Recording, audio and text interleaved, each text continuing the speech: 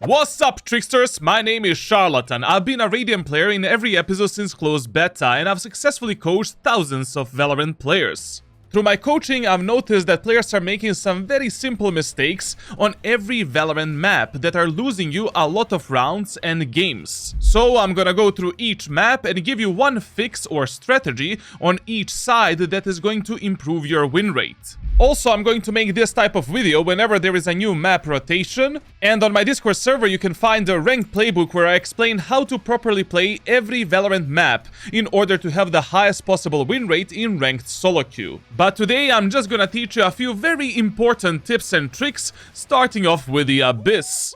On a defender side of Abyss, first thing that you need to remember is that B site is your default bomb site on defense, and most of the times when you have no idea where the enemies are gonna go and what they're gonna do, you want to start around the B-link area of the map, like getting information in the mid area of the map, you know, destroying the enemy's recon utility, cipher camera, stuff like that, and also playing fast rotations between B site and A site, but you want to be more closer to the actual B site. That is why in the first round of Abyss, you always want to start on the B site. Right now, I'm gonna showcase you my favorite first round strategy on Abyss on the B site in the first round.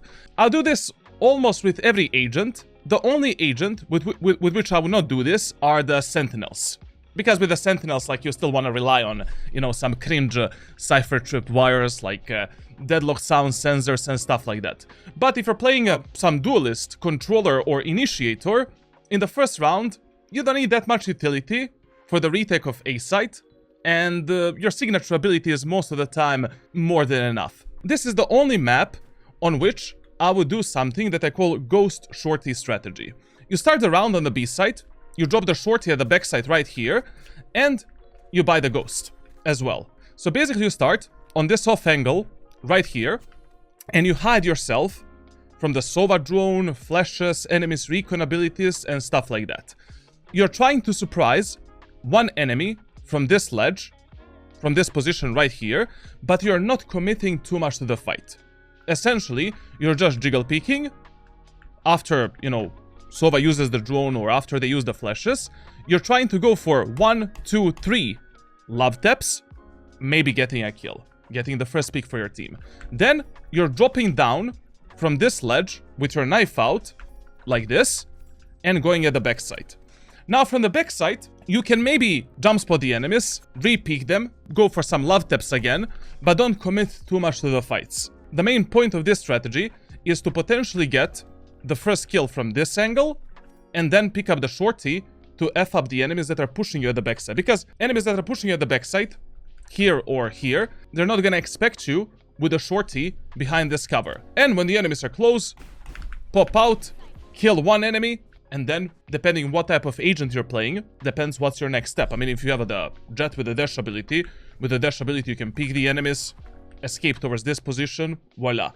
With, I don't know, Omen or controllers, as the enemies are pushing the B side, you should drop the smoke right here, and that smoke will give you the cover to escape the enemies, or to maybe kill them through the smoke. Of course, like, when you're doing this strategy, it would be really good if you have one more teammate on the site with you to destroy the enemy's recon abilities, like such as, you know, Sova dart, drone. I mean, you can do it yourself as well. Like, the only danger here is, like, if you get mollied, get naded and stuff like that, you know, you're not gonna have a fun time, essentially. Before we continue, this video is sponsored by Valorant Tracker TRN, which you can download for free by using my link from the description. This application allows you to analyze yourself and to always understand on which fields you can improve as a solo queue player. And in my private coaching sessions, this is the first thing that I do for my students. But this software is extremely useful to analyze your teammates and enemies as well. During your live games, based on these statistics, already at the start you can see which players are the weakness of yours or enemy team, which can increase your chances of winning if you use this data in the smart way. They also have integrated guides and lineups that can be extremely useful if you're learning new agents, or if you simply want to increase your game knowledge while you're actually playing the game. Even though this video is sponsored by Valorant Tracker, I truly believe that this software can give you an advantage in your ranked games, and it can help you to improve faster. Now, on the attacker side, one of the main problems that I see in ranked solo queue is players have no idea how to smoke on this map. So right now, I'm gonna show you all of the default smokes that you need to do for your teammates. First of all, when you're executing B site, the most important smoke for you is the tower smoke, to block off the enemy's vision there and that position. And it should look exactly like this. Now, the second smoke should go either here, if the enemies are eco, half buy, or bonus, or here on this box, if the enemies are playing a full buy round. If you're taking the mid control, you should be placing your first smoke either here to block off the enemy's vision there, or right here to block off the enemy's vision from the B main, from the B link, and from the bottom mid, top mid. I see a lot of the times players will do some kind of a smoke like this, not good enough. You're not maximizing the efficiency of your smokes. Especially this smoke here, you don't want to give the enemies this ledge here. You know, one enemy peeks you from top mid or from the B link, and then this ISO with a shield or chamber with a teleport peeks you from here, surprises your teammates, the round is over. When you're splitting A site, you always want to do this type of a smoke. Like our only job is to cover the B link, destroy the doors, and go through the doors towards the A site, for an example. Now, when you're executing A site, smoke on tower is the most important one and your number one highest priority. So if you have only one smoke, smoke the tower. And the second smoke goes here if the enemies are eco, half buy, or bonus on a defender side, or it goes here if the enemies are playing a full buy round. So basically a one-way smoke so that enemies cannot peek us from the right side, as we are taking the space on the A site. Now, moving on to defender side of bind.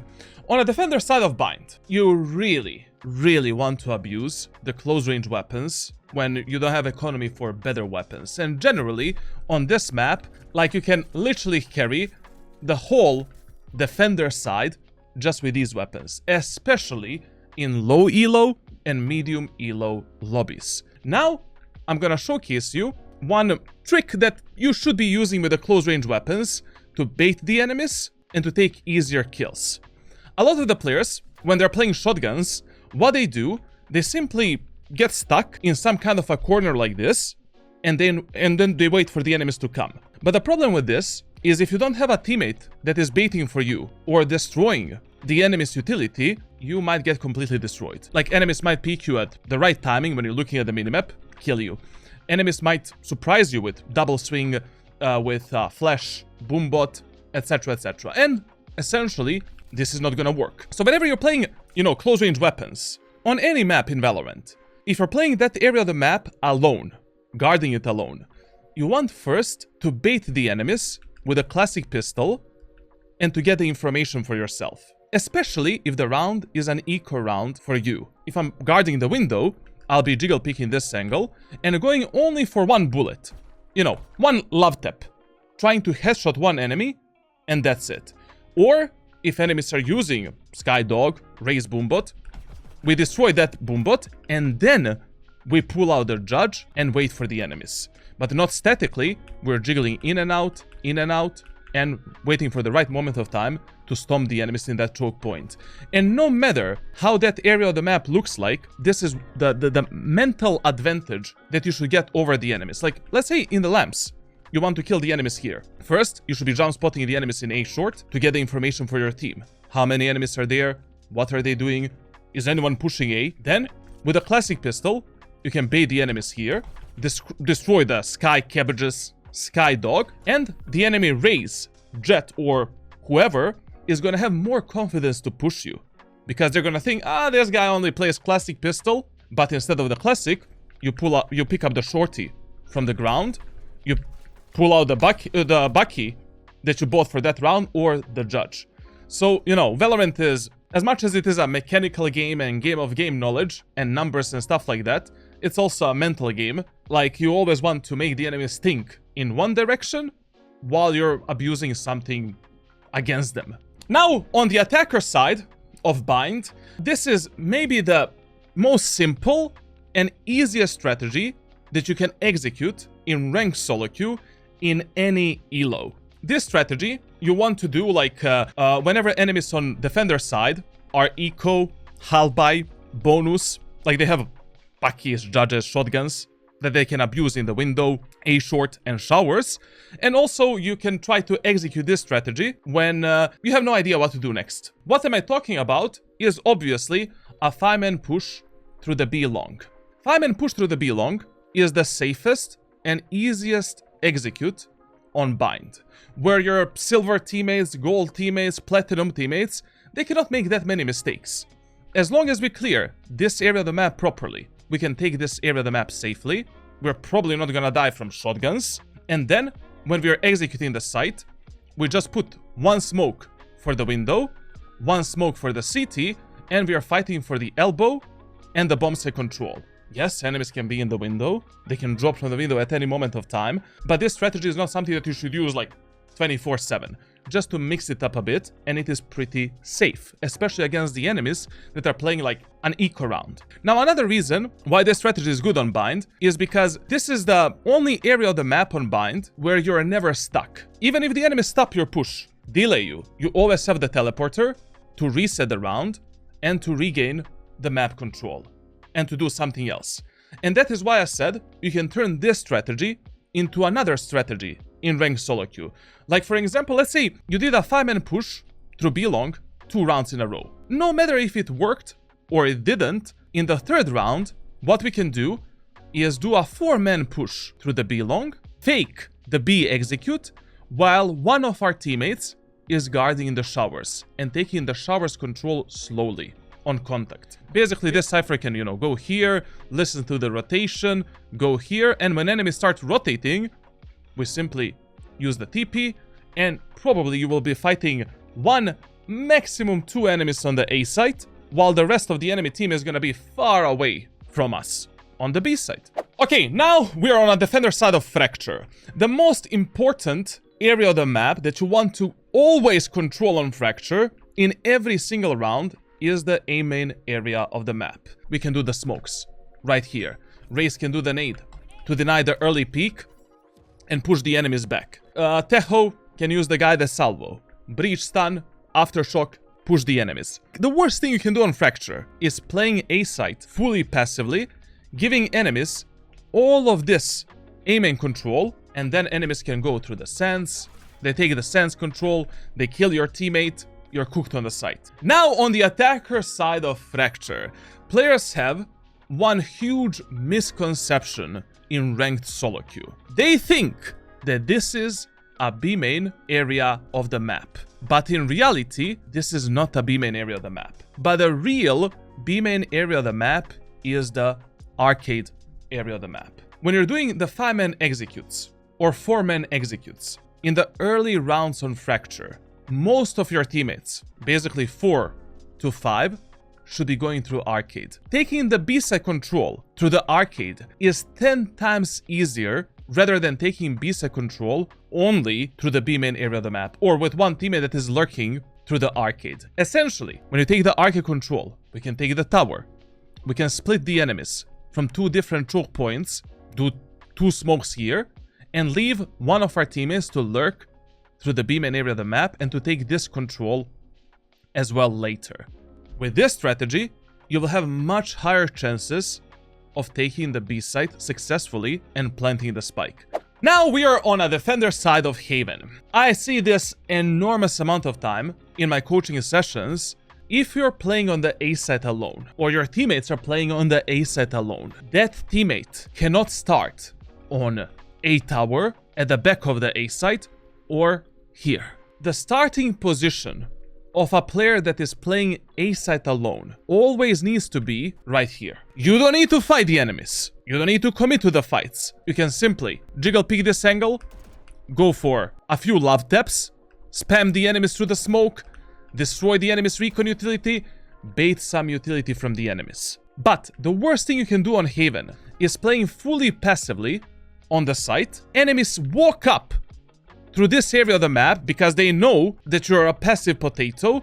They get all the way here, and then you're surprised with an execute. You get stomped on the bomb site alone, and you give the enemies A set for free. Now we are on the attacker side of Haven. If your executes are not working on Haven, One of the things that you should be doing on this map as a default play is destroying the enemy's Sentinels utility on the B site and in the garage. One of the main reasons why enemies are winning on a defender side is because they simply have too much information. You know, if the enemies have a Cypher, they will probably have a tripwire right here. If enemies have a Killjoy, they will have a turret right here. They will have a tripwire here. They will have an alarm bot here. Tell your Sova, Sova brother, can you shock dart this? Tell your Killjoy to nanoswarm this position. Take the garage control.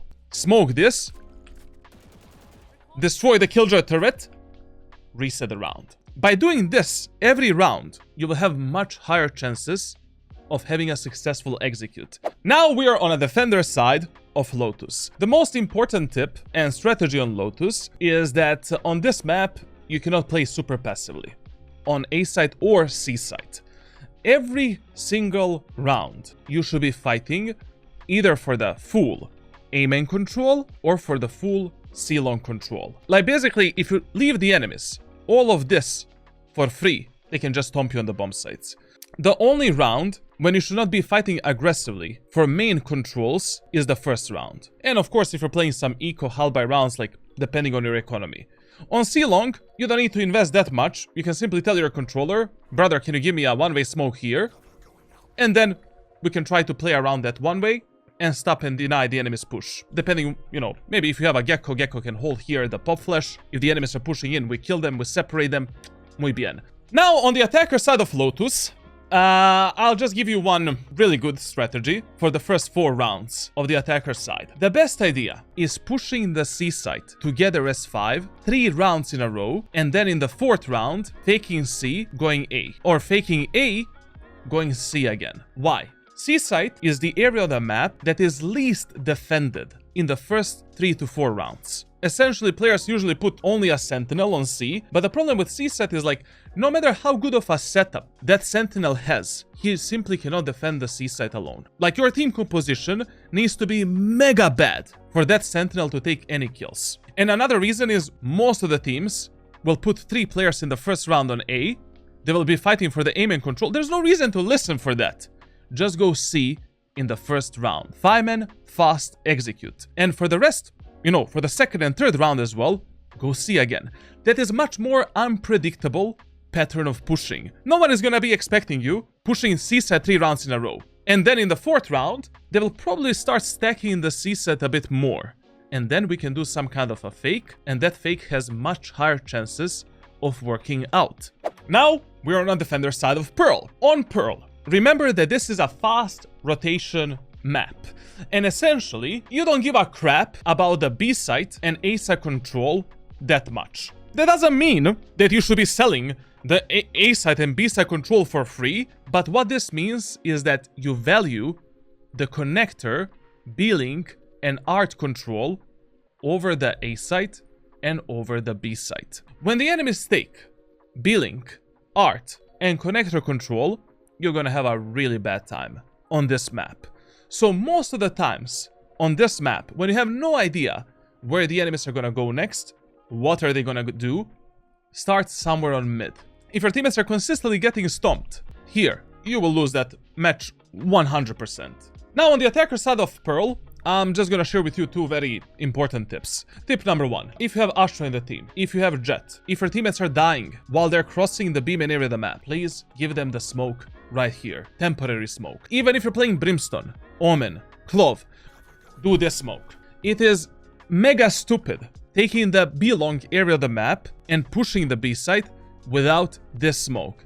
Yes, when you're playing Omen or Clove, you're in a bit of a problem because you're maybe gonna have only 1 smoke to execute the B site, and that smoke should be placed exactly right here, but that's how the life goes. Now, the second tip, if you notice that enemies like to push a lot on the defender side, like they're consistently pushing you mid, taking this control, getting behind you, you know, you're pushing B site, and there is always someone behind you. The best off angle that you can hold to kill the enemies that are pushing behind you is inside of the window right here. When you're holding this off angle, you just occasionally need to check behind you to see if enemies are pushing through aim in, and you're holding the push through the art and through the B link. If the enemies are pushing the mid area of the map, like they're going behind you, they will check the window right here and then instantly flick onto this off angle right here. And this is the moment of time where you can backstab them and take some free kills. And anyways, like, you know, if the enemies are pushing behind you from the A site, they will usually start running somewhere here and you will hear their footsteps. Like, it has never happened to me that enemies have walked all the way from the A main area of the map, all the way here, while 4 of my teammates are pressuring the enemies on the B site. Now, on the defender side of Split, there are a few very important tips that you need to know about. First of all, Split is a super fast rotation map in ranked solo queue.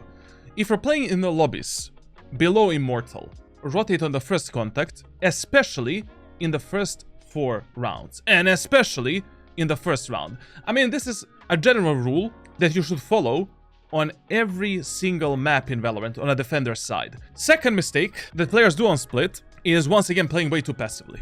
It's a very small map. Get the early information for your team. If you're starting on the B site, dead zone peek enemies in the B main, try to maybe get a kill, don't commit too much, get the info, apply the pressure. Same goes for the A site as well. You cannot be playing here or here and waiting for the enemies to execute the A site. One of the easiest things that you can do on Split is consistently pressuring the enemies in A main, mid, and B main areas of the map. And one of the easiest weapons that you can abuse to win every round on Split is the operator. It is mega easy once you master the proper peeking technique with any agent to get the kills in A main, B main, and mid area of the map. Because let's be honest, like an average Platinum team is not gonna have like the best utility usage, and there's always gonna be some kind of gaps. And now the final tips for this map rotation. We are on the attacker side of Split. First tip, the most important one: if enemies have Sage in the team that is consistently walling either the mid area of the map or the A main area of the map, before you do anything else on Split, you need to destroy one brick in the wall. It needs to be done. Otherwise, doing the 5-man pushes on B and 5-man pushes on A are gonna be pain in the ass. Use that as a default strategy and then regroup your teammates elsewhere, essentially. And the final tip in this video: if enemies on a defender side of Split have 2 hardcore sentinels, so if enemies have any of these 2, doing a 5-man executes on B site and A site is just a suicide. You need to fight for mid control, B tower control, and A tower control before we explode onto the bomb sites. Essentially, what we can do on A site: call a 4-1 push. 4 players take the A tower control, 1 guy is going through main, and then we take the A site. Call for the 1-4 split onto the B site. Take the mid control, take the tower control, while 1 guy is slowly taking the space in B main, and then we pinch the enemies on the site. Essentially, stop complaining about the Split. Split is one of the best maps in Valorant. Same as Bind. Like, the only reason why you're losing in low elos and medium elos on this map is because on a macro level, you're taking the map in a really wrong way. Now, if you enjoyed this video, make sure to subscribe, leave a like, and you can ask me anything down in the comments. Yes, I will answer on all of your questions because that's my job as a coach. Remember that on my Discord server you can find the ranked playbook where I explain all of these strategies in depth with many more tips and tricks to improve your ranked solo queue win rate. Other than that, thank you for watching, and your favorite Radiant coach is already preparing a new guide for you.